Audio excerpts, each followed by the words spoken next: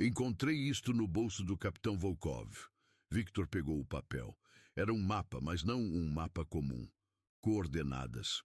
Números que ele reconheceu imediatamente. A localização de um depósito de suprimentos a 3 quilômetros ao norte. Combustível, munição, rações. E, mais importante, um rádio de longo alcance.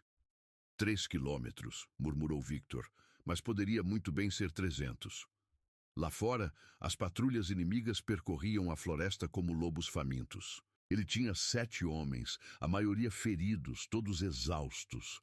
Podemos esperar aqui, sugeriu Pavel, o mais velho do grupo, um veterano com uma cicatriz que atravessava metade do rosto. Talvez enviem alguém para nos buscar. Victor balançou a cabeça. Ninguém está vindo. Olhe para nós. Eles nem sabem que ainda estamos vivos. O silêncio que se seguiu foi pesado. Todos sabiam a verdade. Foram esquecidos, cortados, dados como perdidos. O bunker, que deveria ser uma posição defensiva temporária, havia se tornado uma armadilha.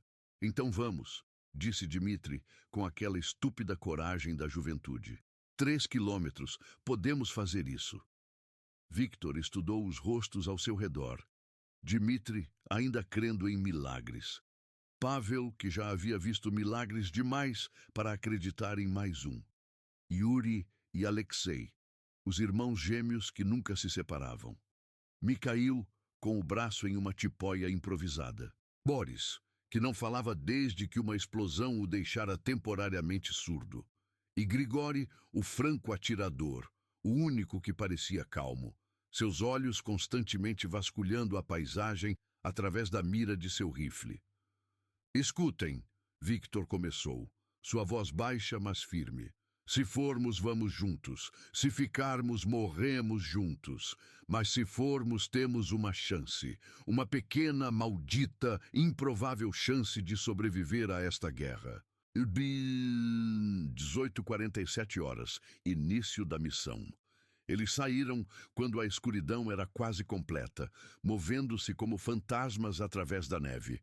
Victor na frente, Grigori cobrindo a retaguarda, os outros espremidos no meio.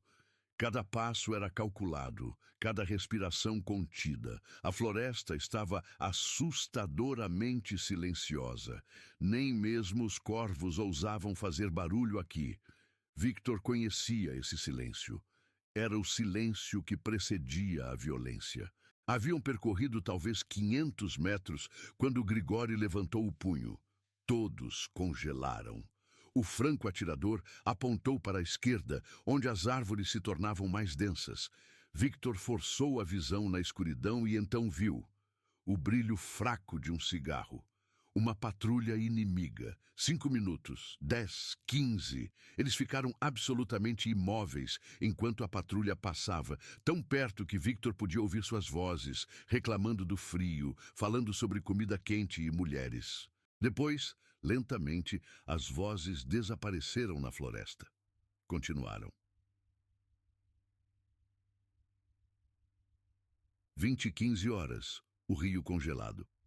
O rio apareceu como uma fenda negra na paisagem branca. A ponte, se é que aquelas tábuas podres podiam ser chamadas de ponte, estava parcialmente destruída. E do outro lado, Victor podia ver as luzes fracas do que deveria ser o depósito. Está muito exposto, sussurrou Pavel. Ele estava certo. A ponte era uma armadilha perfeita. Qualquer um atravessando ficaria completamente vulnerável, silhuetado contra a neve. Não temos escolha, Victor respondeu. Dmitri, você primeiro, rápido e silencioso. O garoto assentiu e começou a travessia. Cada passo fazia a ponte gemer de forma alarmante. Victor sentiu seu coração batendo contra as costelas. Dmitri estava na metade do caminho quando... Crac! Uma tábua cedeu.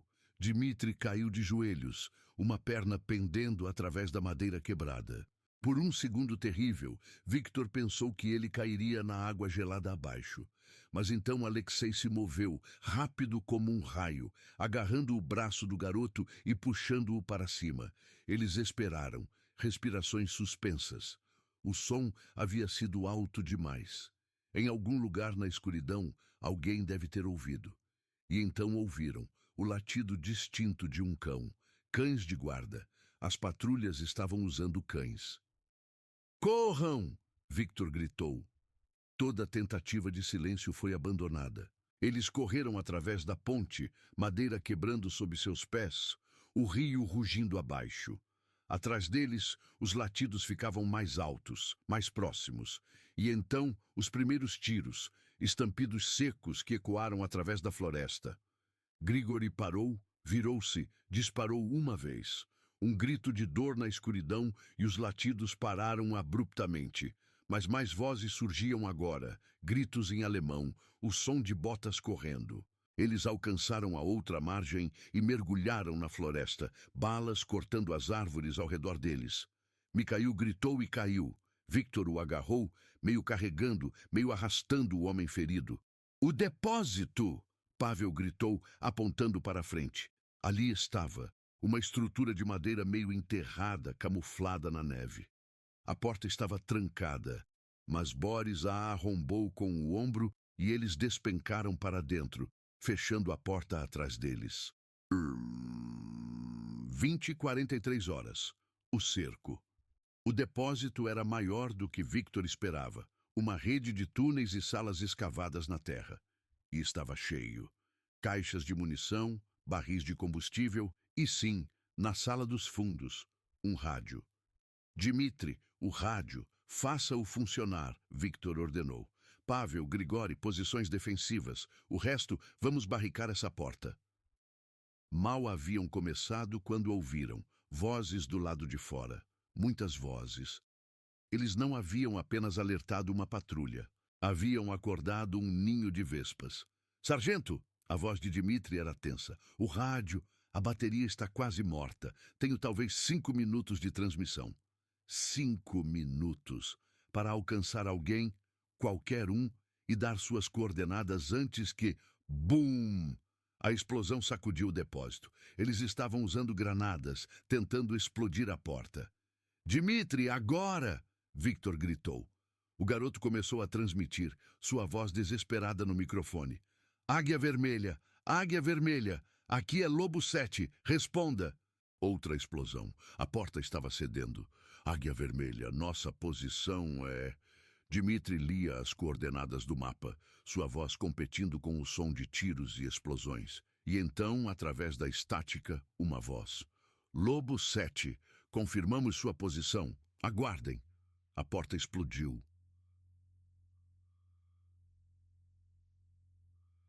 21h, 7h. O último combate. Eles entraram como uma onda, soldados inimigos despejando através da porta destruída. Victor esvaziou seu rifle no primeiro grupo, viu homens caírem, mas mais continuavam vindo. Para trás, sempre para trás, através dos túneis do depósito. Grigori atirava com precisão cirúrgica, cada tiro um corpo caindo. Pavel lutava como um demônio, usando até mesmo uma pá como arma quando sua munição acabou. Dmitri ainda segurava o rádio, recusando-se a largá-lo mesmo enquanto atirava com uma mão. Eles disseram, aguardem! Eles disseram...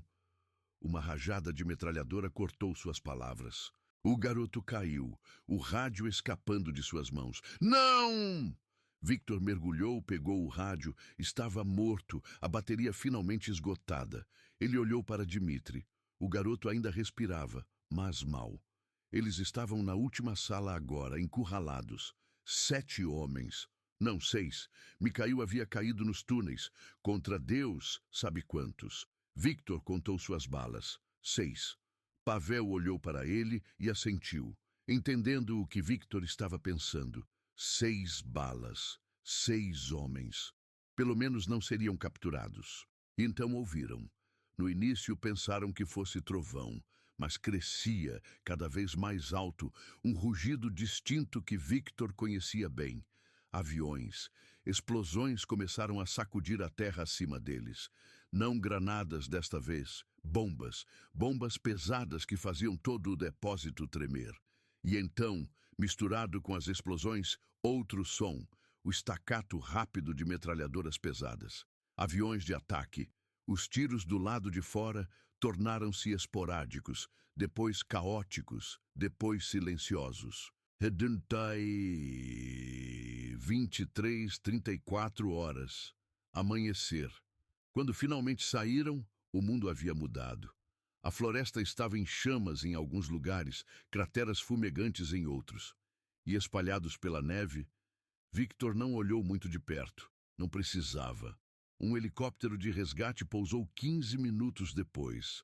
Os paramédicos correram para Dmitri primeiro. O garoto ainda vivia, milagrosamente. Sargento Kozlov, um capitão que Victor não reconhecia, se aproximou. Sua transmissão foi um inferno alcançá-los a tempo. Pensávamos que esse setor estava perdido. Victor olhou para trás, para seus homens, 4 ainda de pé. Dmitri sendo carregado em uma maca. Mikhail ficaria na floresta para sempre. Não estava perdido, Victor disse calmamente. Apenas esquecido. Ele subiu no helicóptero, sentindo o peso de cada segundo das últimas 24 horas. Enquanto decolavam, viu a floresta se afastando abaixo. Aquele pedaço de inferno que haviam atravessado.